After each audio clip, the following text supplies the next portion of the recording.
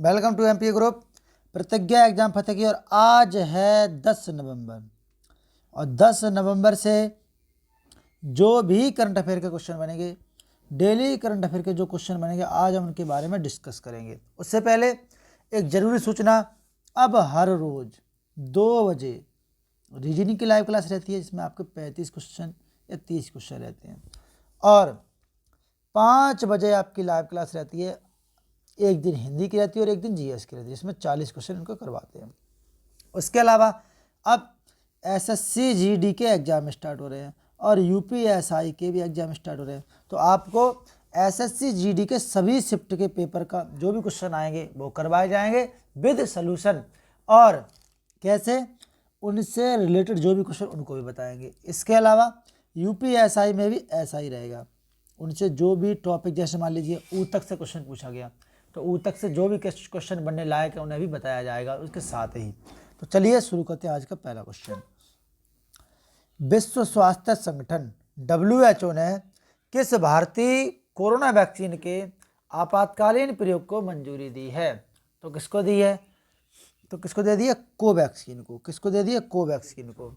तो भारतीय बायोटेक के कोवैक्सीन को WHO ने मंजूरी मिल गई है क्योंकि टेक्निकल सपोर्ट टीम ने 18 साल और उससे अधिक के लिए आपातकालीन उपयोग सूची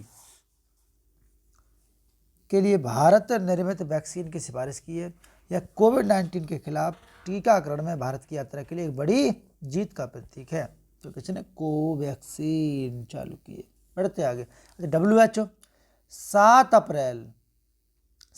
अप्रैल 1948 को WHO वर्ल्ड हेल्थ ऑर्गेनाइजेशन की स्थापना हुई थी। हेडक्वार्टर है जिनेवा, स्विट्जरलैंड में, और 7 अप्रैल को ही विश्व स्वास्थ्य दिवस मनाया जाता है। अगला क्वेश्चन, खाद्य और कृषि संगठन FAO, food and agricultural organisation द्वारा आयोजित होने वाले अंतर्राष्ट्रीय बीज सम्मेलन में भाग लेने के लिए किस भारतीय को आमंत्रित किया गया है? तो अच्छा, किस भारतीय राज्य को आमंत्रित किया गया? तो किसको आमंत्रित किया गया है? तेलंगाना को। ठीक है। यह खाद्य सम्मेलन, यह खाद्य और कृषि मतलब FAO द्वारा आयोजित किया जाएगा। बीज उद्योग के विकास पर चर्चा के लिए इस सम्मेलन का आयोजन किया जा रहा है। FAO एक विशेष एजेंसी है। इसकी स्थापना 16 अक्टूबर 1945 को हुई थी। और कृषि करोगे तो रोम कहाँ पे? रोम इटली में इसका हेडक्वार्टर है। ठीक है, याद रखिएगा। अध्यक्ष कौन है? डोग्यू पेरेंट है। कौन है? डोग्यू पेरेंट। अब बात तेलंगाना की है तो ये रहा मैप में तेलंगाना। राजधानी है हैदराबाद। दुनिया का सबसे बड़ा मेडिटेशन सेंटर हैदराबाद में खोला गया और 2020 का जो ट्री सिटी है वो आपका हैदराबाद बना है। ठीक है, ट्री सिटी। इसके अलावा 2 जून 2014 को ये आपका आंध्र प्रदेश से अलग हुआ था। CM है के चंद्रशेखर राव और राज्यपाल हैं तमिलसाई सौंदरराजन। 17 लोकसभा की सीटें हैं, 7 विधानसभा, 119 आपकी वो 17 लोकसभा की हैं, 7 राज्यसभा की और 119 विधानसभा की सीटें हैं। हेमा कोहली मुख्य न्यायाधीश हैं तेलंगाना हाई कोर्ट की। और लंच बॉक्स अभियान तेलंगाना ने शुरू किया।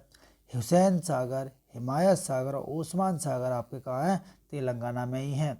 कसु ब्रह्मानंद रेड्डी, कौन सा?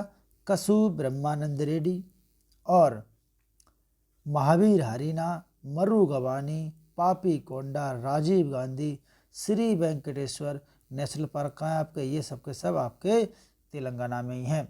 और कबल टाइगर रिजर्व आपका कहाँ है? तेलंगाना में। बढ़ते अगले क्वेश्चन की तरफ। अगला क्वेश्चन क्या है?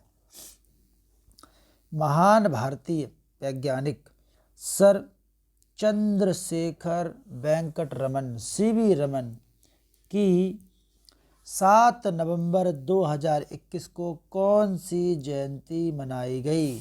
तो कौन सी जयंती मनाई गई? 133 133वीं जयंती मनाई गई। इन्होंने 7 नवंबर 2021 ठीक है मनाई गई। 1930 में नोबेल पुरस्कार से इन्हें सम्मानित किया गया था। किसके लिए? रमन प्रभाव के लिए। ठीक है। और 1954 में इन्हें भारत रत्न का अवार्ड भी मिल चुका है सीवी रमन को। ठीक, आगे बात करते हैं हिलेरी चार्ल्सवर्थ। अच्छा, इसके अलावा हाँ, उसी दिन 28 फरवरी को ही हम क्या मनाते हैं, राष्ट्रीय विज्ञान दिवस मनाते हैं सीवी रमन को, जिस दिन मिला था नोबेल पुरस्कार। हाल ही में हिलेरी चार्ल्सवर्थ को अंतर्राष्ट्रीय न्यायालय का जज चुना गया है। ये किस देश के न्यायाधीश हैं, तो किसके हैं, ये ऑस्ट्रेलिया के हैं। कहाँ के, ऑस्ट्रेलिया के न्यायाधीश हैं ये। तो ICJ international court of justice, इसका मुख्यालय हेग में है। 1945 में इसकी स्थापना हुई थी और 1946 में इसने कार्य करना प्रारंभ किया था। ठीक है, इसमें आपके 15 और 16 न्यायाधीश होते हैं और 9 साल का कार्यकाल होता है हाईकोर्ट के न्यायाधीशों का। ठीक, बढ़ते हैं आगे। ऑस्ट्रेलिया की बात है तो राजधानी है कैनबरा, मुद्रा है डॉलर और पीएम है स्टॉक मॉरिसन, राष्ट्रपति हैं, पीएम नहीं। ठीक, ऐसा महाद्वीप जिसमें एक भी ज्वालामुखी नहीं है, कौन सा, ऑस्ट्रेलिया ही है। ऑस्ट्रेलिया में डाउन्स घास का मैदान है। न्यूजीलैंड में कैंटरबरी है और रूस में स्टेपी है। यूरोप में पुस्टाज है। ठीक है, और अफ्रीका में सवाना है। अमेरिका में आपका प्रेरी है और ग्रीनलैंड में टुंड्रा है आपका। ठीक है, याद रखिए। कैंपोस ब्राज़ील में है। विश्व उर्दू दिवस कब मनाया जाता है, तो हर साल विश्व उर्दू दिवस 9 नवंबर को मनाया जाता है। संगठन के अध्यक्ष डॉक्टर सैयद अहमद खान ने एक विज्ञप्ति में बताया कि 9 नवंबर को प्रख्यात उर्दू शायर क्या नाम है इनका, अल्लामा इकबाल की जयंती के मौके पर हर साल विश्व उर्दू दिवस मनाया जाता है। उन्होंने बताया उर्दू के विकास के विषय पर गोष्ठी का आयोजन किया जाएगा, जिसमें कोरोना वायरस की वजह से 100 लोगों की शिरकत की अनुमति है। उर्दू दिवस 9 नवंबर को। अगला क्वेश्चन क्या है आपका, तेंजिंग नोर्गे राष्ट्रीय साहसिक पुरस्कार से किसे सम्मानित किया गया, तो किसको सम्मानित किया गया, सर्वेश धड़वाल और अमित बिष्ट को सम्मानित किया गया तेंजिंग नॉर्वे पुरस्कार से। ठीक है, क्यों दिया जाता है, यह पुरस्कार भूमि, समुद्र और वायु पर साहसिक गतिविधियों के क्षेत्र में उत्कृष्ट उपलब्धि के लिए दिया जाता है। भारतीय सेना के लेफ्टिनेंट जनरल कर्नल सर्वेश धड़वाड़ को उनकी स्काई ड्राइविंग गतिविधियों के लिए तेंजिंग नोर्गे राष्ट्रीय पुरस्कार से सम्मानित किया गया। बढ़ते आगे। विश्व शिशु सुरक्षा दिवस कब मनाया जाता है, तो विश्व शिशु सुरक्षा दिवस हर साल आपका 7 नवंबर को मनाते हैं। शिशु सुरक्षा दिवस हर साल 7 नवंबर को मनाया जाता है। मनाने का मुख्य उद्देश्य क्या है, लोगों में शिशु की सुरक्षा संबंधित जागरूकता फैलाना और शिशुओं की उचित देखभाल करके जीवन की रक्षा करना। 2005 में शुरू की थी योजना ये, और जननी सुरक्षा योजना के बाद संस्थागत शिशु जन्म में उल्लेखनीय वृद्धि हुई है। तो कौन सी, जननी सुरक्षा योजना कब शुरू की, 2005 में। कब, 2005 में। बढ़ते आगे। द सेज विद 2 हॉर्न्स पुस्तक किसने लिखी है, तो ये लिखी है आपकी सुधा मूर्ति ने। ये है सुधा मूर्ति और ये इनकी पुस्तक क्या नाम है, द सेज विद 2 हॉर्न्स, 2 सींग से।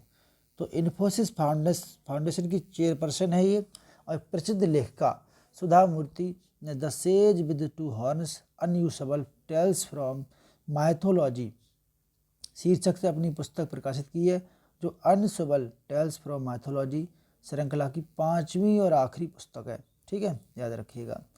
International day for prevention exploitation of environment in war 2021 कब मनाया गया, तो ये आपका मनाया गया, कब मनाया गया आपका 6 नवंबर को। कब, 6 नवंबर को।